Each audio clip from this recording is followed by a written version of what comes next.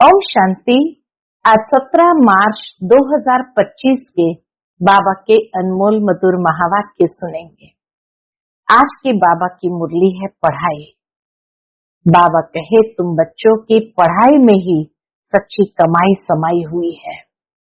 पढ़ाई ये source of income है, इसलिए इस पढ़ाई से तुम्हें 21 जन्मों के लिए खजाना जमा करना है।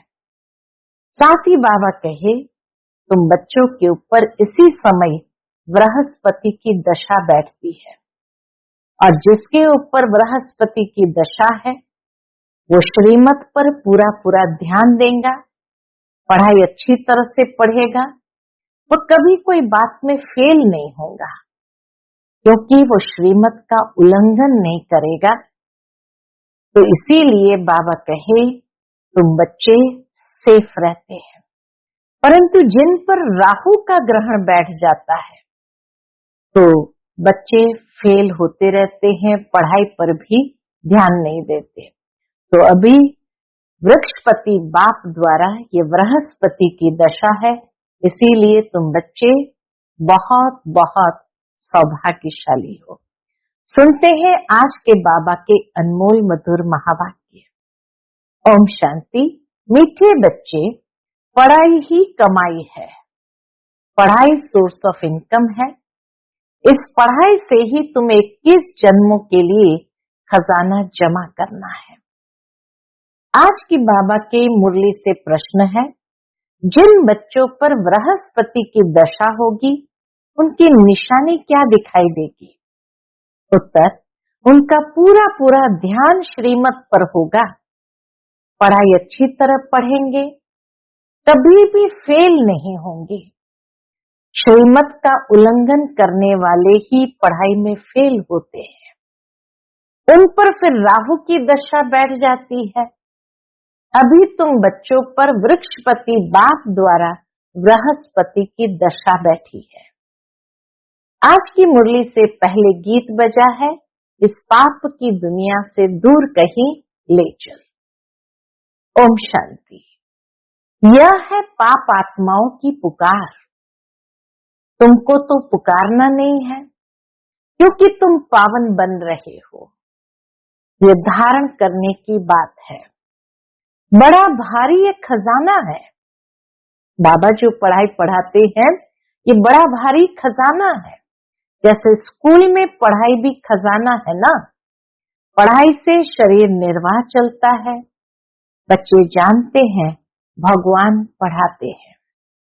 ये बड़ी ऊंच कमाई है क्योंकि एम ऑब्जेक्ट सामने खड़ी है। सच्चा सच्चा ये सत्संग सारे कल्प में एक ही बार होता है। जबकि पुकारते हैं, हे पतित पावन आओ।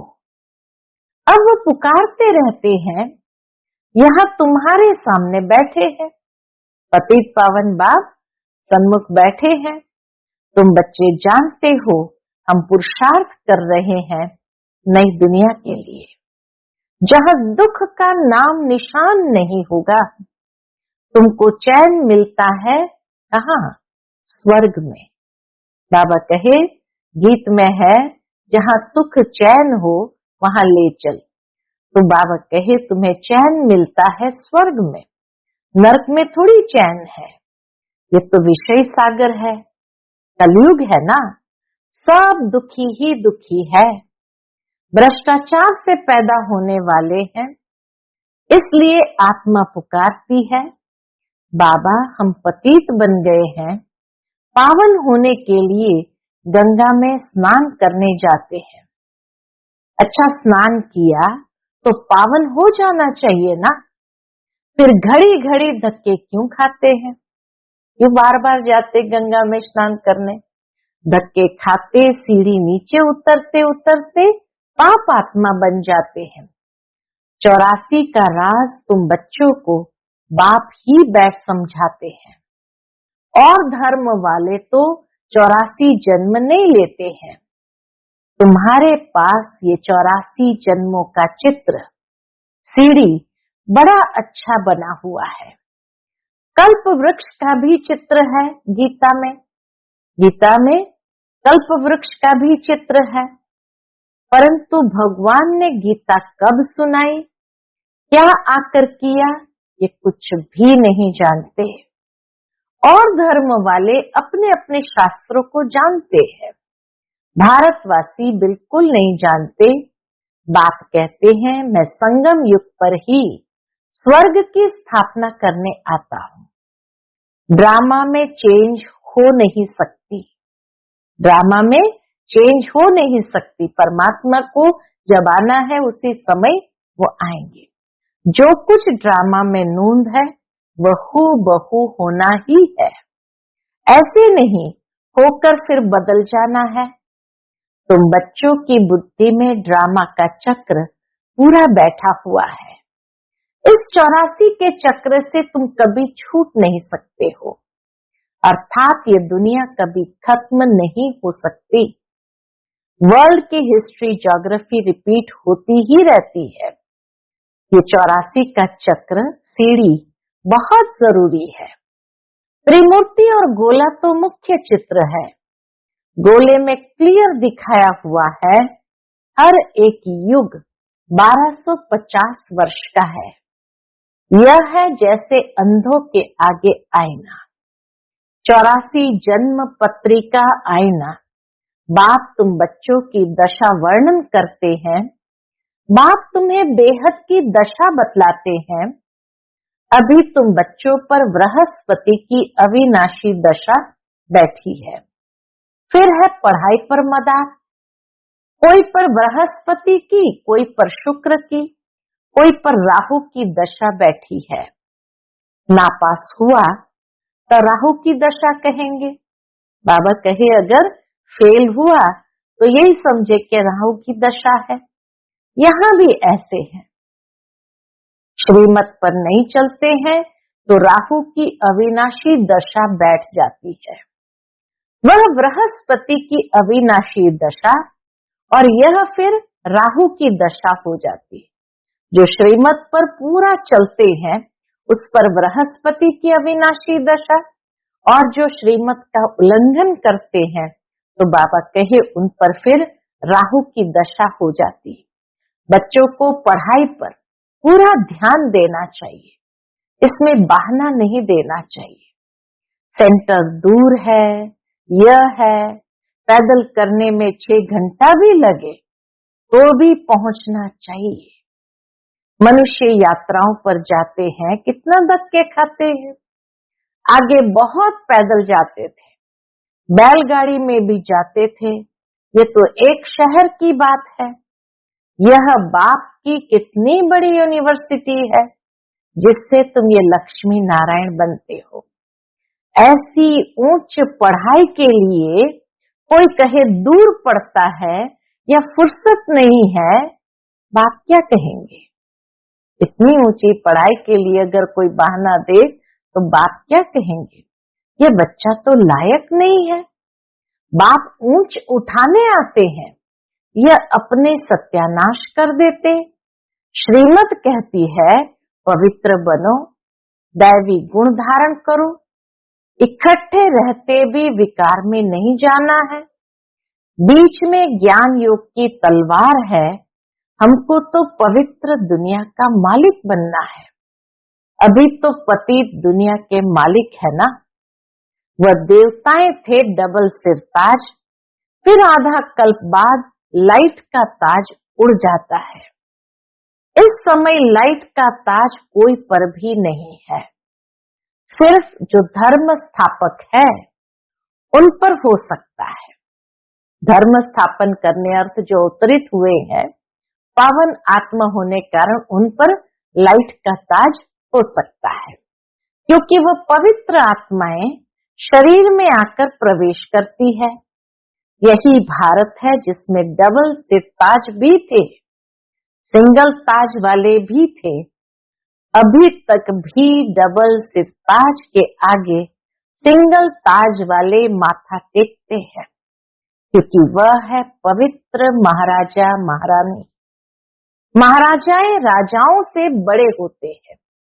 बाबा सिखाते हैं महाराजाएं राजाओं से बड़े होते हैं। उनके पास बड़ी बड़ी जागीर होती है। सभा में भी महाराजाएं आगे और राजाएं पीछे बैठते हैं नंबरवार। कायदेसर उन्हों की दरबार लगती है। यह है ईश्वरीय दरबार। बाबा कहे यह भी ईश्वरीय दरबार है। इनको इंद्र सभा भी गाया जाता है। तुम ज्ञान से परियां बनती हो। खूबसूरत को परी कहा जाता है ना। राधे कृष्ण की नेचुरल ब्यूटी है ना, इसलिए सुंदर कहा जाता है। फिर जब काम चिता पर बैठते हैं तो वह भी भिन्न नाम रूप से श्याम बनते हैं। शास्त्रों में कोई यह बातें नहीं है। बाबा जो सिखाते वह बातें शास्त्रों में नहीं मिलेगी। ज्ञान, भक्ति और वैराग्य 3 चीजें हैं। ज्ञान ऊंच से ऊंच है। अभी तुम ज्ञान प्राप्त कर रहे हो, तुमको वैराग्य है भक्ति से। ये सारी तमो प्रधान दुनिया अब खत्म होने वाली है, उनसे वैराग्य है। जब नया मकान बनाते हैं तो पुराने से वैराग्य हो जाता है ना। वह है हद की बात, यह है बेहद की बात। अब बुद्धि नई दुनिया तरफ है, यह है पुरानी दुनिया नरक। सतयुग त्रेता को कहा जाता है, क्या कहेंगे? सतयुग त्रेता को कहा जाता है शिवालय। शिव बाबा की स्थापना की हुई है ना, शिवालय जो शिव बाबा द्वारा स्थापन किया हुआ है। अभी इस वैश्यालय से तुमको नफरत आती है। वैश्यालय माना विष आलय, विष से भरा आलय। तो बाबा कहे अभी इस विषालय से तुमको नफरत आती है। कईयों को नफरत नहीं आती है, शादी बर्बादी कर गटर में गिरना चाहते हैं। मनुष्य तो सभी है विषय वैतरणी नदी में, गंध में पड़े हैं। एक दो को दुख देते हैं। गाया भी जाता है अमृत छोड़ विष काहे को खाए। जो कुछ कहते हैं उसका अर्थ नहीं समझते हैं। तुम बच्चों में भी नंबरवार है। सेंसिबल टीचर देखते ही समझ लेगा कि इनकी बुद्धि कहाँ भटक रही है। क्लास के बीच कोई उबासी लेते या झुटका खाते हैं तो समझा जाता है कि इनकी बुद्धि कहाँ घर बार या धंधे तरफ भटक रही है। उबासी थकावट की निशानी है। धंधे में मनुष्य की कमाई होती रहती है तो रात को 1-2 बजे तक भी बैठे रहते हैं, कभी उबासी नहीं आती। ये तो बाप कितना खजाना देते हैं। उबासी देना घाटे की निशानी है। इसलिए बाबा कहे तुम बच्चों को न उबासी देनी है, न थकावट में आकर के झुटका मारना है। देवाला मारने वाले गुटखा खाते बहुत उबासी देते हैं। तुमको तो खजाने के पिछाड़ी खजाना मिलता रहता है, तो कितना अटेंशन होना चाहिए। कितना प्यार से बाबा कहते हैं, कितना अटेंशन होना चाहिए। पढ़ाई समय कोई उबासी दे तो सेंसिबल टीचर समझ जाएगा इनका बुद्धि योग और तरफ भटकता रहता है। अगर पढ़ाई के समय कोई उबासी दे तो बाबा कहे सेंसिबल टीचर समझ जाएगा इनका बुद्धि योग और तरफ भटकता रहता है। यहाँ बैठे घर बार याद आएगा, बच्चे याद आएंगे। यहाँ तो तुमको भट्ठी में रहना होता है, मधुबन में आते हैं तो भट्ठी में रहना होता है और कोई की याद न आए। समझो कोई 6 दिन भट्ठी में रहा, पिछाड़ी में किसकी याद आई, चिट्ठी लिखी तो फेल कहेंगे। फिर 7 रोज शुरू करो। इसलिए बाबा कहे जब बैठे हैं तो किसी की याद नहीं। समझो 6 दिन भट्ठी में रहा, लास्ट में याद आ गई तो चिट्ठी लिख दिया, तो बाबा कहे उसको फेल कहेंगे। फिर 7 रोज शुरू करो। 7 रोज भट्ठी में डालते हैं कि सब बीमारी निकल जाए। तुम आधा कल्प के महान रोगी हो। बाबा महसूस कराते हैं कि आधा कल्प के विकार भरे पड़े हैं तो महान रोगी हो। बैठे बैठे अकाले मृत्यु हो जाती है। सतयुग में ऐसे कभी होता नहीं। यहाँ तो कोई न कोई बीमारी जरूर होती है।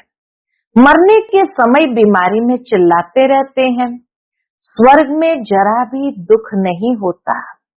वहां तो समय पर समझते हैं अभी टाइम पूरा हुआ है, हम ये शरीर छोड़ बच्चे बनते हैं। यहाँ भी तुमको साक्षात्कार होंगे कि यह बनते हैं। ऐसे बहुतों को साक्षात्कार होते हैं। ज्ञान से भी जानते हैं कि हम बेगर टू प्रिंस बन रहे हैं। हमारी एम ऑब्जेक्ट ही ये राधे कृष्ण बनने की है, लक्ष्मी नारायण नहीं। पहले तो हमें राधे कृष्ण बनना है। राधे कृष्ण क्योंकि पूरे 5000 वर्ष तो इनके ही कहेंगे, राधे कृष्ण के ही संपूर्ण 5000 वर्ष कहेंगे। लक्ष्मी नारायण बन गए तो थोड़े साल कम हो गए। लक्ष्मी नारायण के तो फिर भी 20-25 वर्ष कम हो जाते हैं। इसलिए श्री कृष्ण की महिमा जास्ती है। यह भी किसको पता नहीं कि राधे कृष्ण ही फिर 100 लक्ष्मी नारायण बनते हैं। अभी तुम बच्चे समझते जाते हो, ये पढ़ाई है। हर एक गांव-गांव में सेंटर खुलते जाते हैं। तुम्हारी यह है यूनिवर्सिटी कम हॉस्पिटल। इसमें सिर्फ 3 पैर पृथ्वी चाहिए।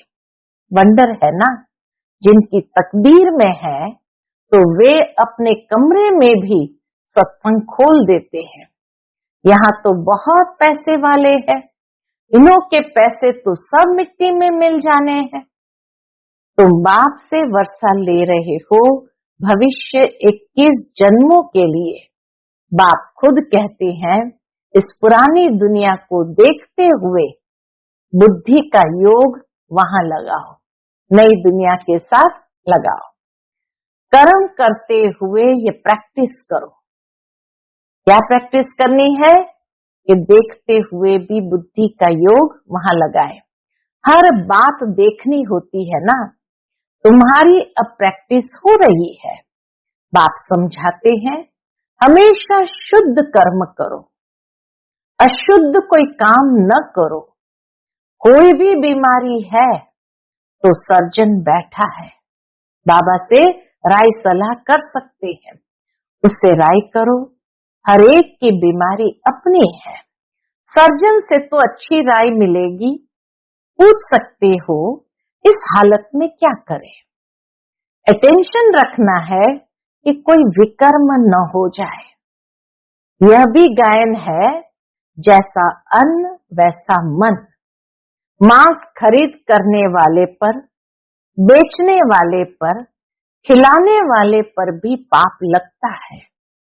बाबा कर्म की गुह्य गति भी समझाते हैं कि ये नहीं कि कोई खाली बनाने वाले पर लगता है, लेकिन मांस खरीद करने वाले पर, बेचने वाले पर, खिलाने वाले पर भी पाप लगता है।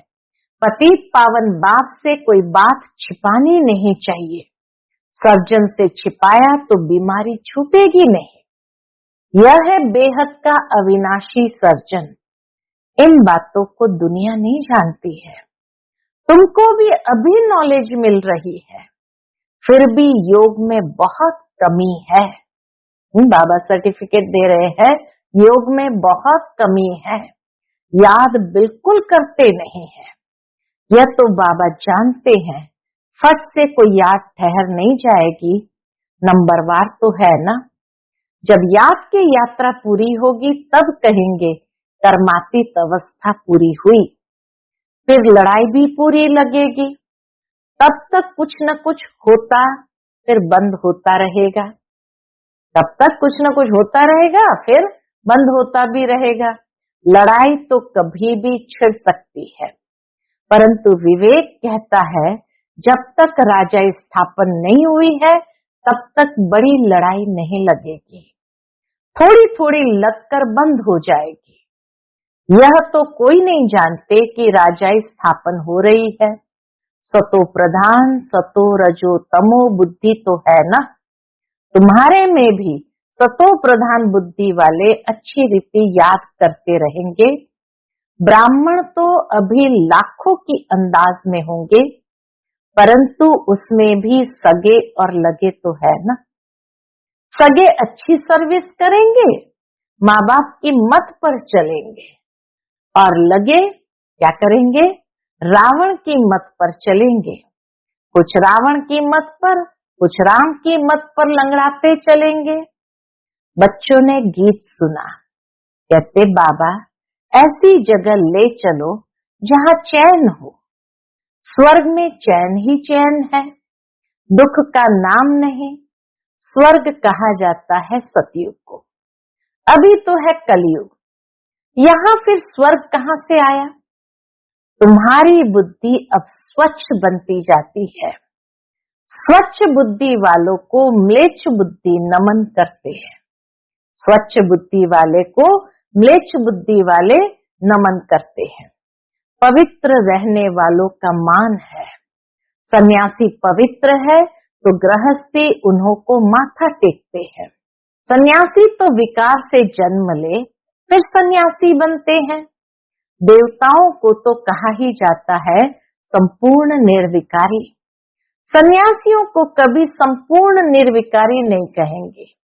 तो तुम बच्चों को अंदर बहुत खुशी का पारा चढ़ना चाहिए। इसलिए कहा जाता है अतीन्द्रिय सुख पूछना हो तो गोप गोपियों से पूछो, जो बाप से वर्षा ले रहे हैं, पढ़ रहे हैं।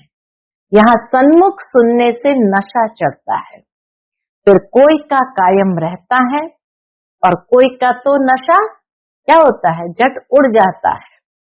संग दोष के कारण नशा स्थायी नहीं रहता। तुम्हारे सेंटर्स पर ऐसे बहुत आते हैं। थोड़ा नशा चढ़ा, फिर पार्टी आदि में कहाँ गए, शराब बीड़ी पिया, खलास। संग दोष बहुत खराब है। अब सावधान करते हैं, बच्चे अपने संग की बहुत संभाल करो। हंस और बगुले इकट्ठे रह न सके। पति हंस बनता तो पत्नी बगुला बन जाती। कहाँ फिर स्त्री हंसनी बन जाती, पति बगुला हो जाता है। कहे पवित्र बनो तो मार खाए। बाबा कहे इसीलिए कहाँ देखो तो पति हंस बनता, पत्नी बगुला बन जाती। कहाँ फिर स्त्री हंसनी बन जाती तो पति बगुला हो पड़ता। कहे पवित्र बनो तो मार खाए। कोई कोई घर में भी सब हंस होते हैं, कोई कोई घर में सब हंस होते हैं, फिर चलते चलते हंस से बदल बगुला बन पड़ते हैं। बाप तो कहते हैं अपने को सब सुखदाई बनाओ, बच्चों को भी सुखदाई बनाओ, खुद भी सुखदाई बनो, बच्चों को भी सुखदाई बनाओ। यह तो दुखधाम है ना। अभी तो बहुत आफतें आनी है, फिर देखना कैसे त्राही त्राही करते हैं। अरे बाप आया, हमने बाप से वर्षा नहीं पाया, फिर तो टू लेट हो जाएंगी। बाप स्वर्ग की बादशाही देने आते हैं, वो गंवा बैठते हैं।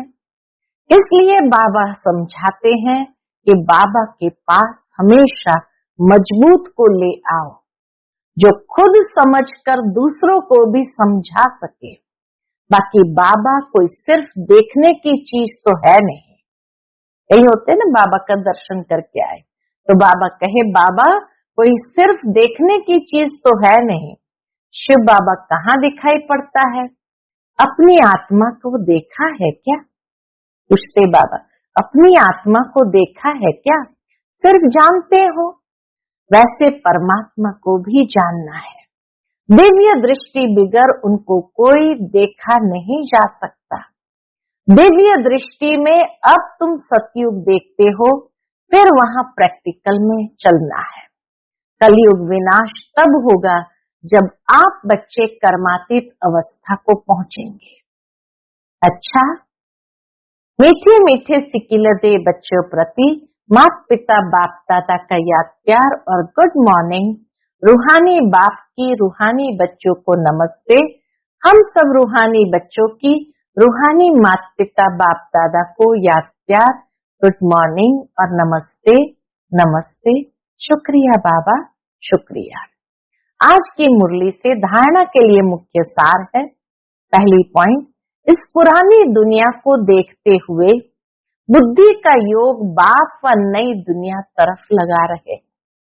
ध्यान रहे कर्मेंद्रिय से कोई विकर्म न हो जाए।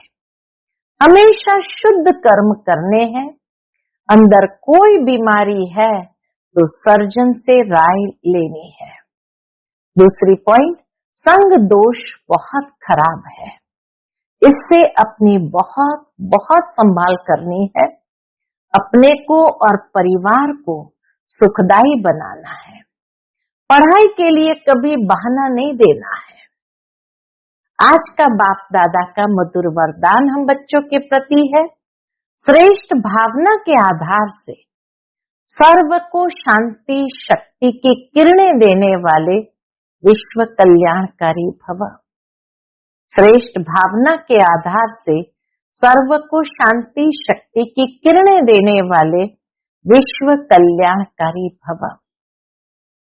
जैसे बाप के संकल्प व बोल में, नयनों में सदा ही कल्याण की भावना व कामना है, ऐसे आप बच्चों के संकल्प में विश्व कल्याण की भावना व कामना भरी हुई हो।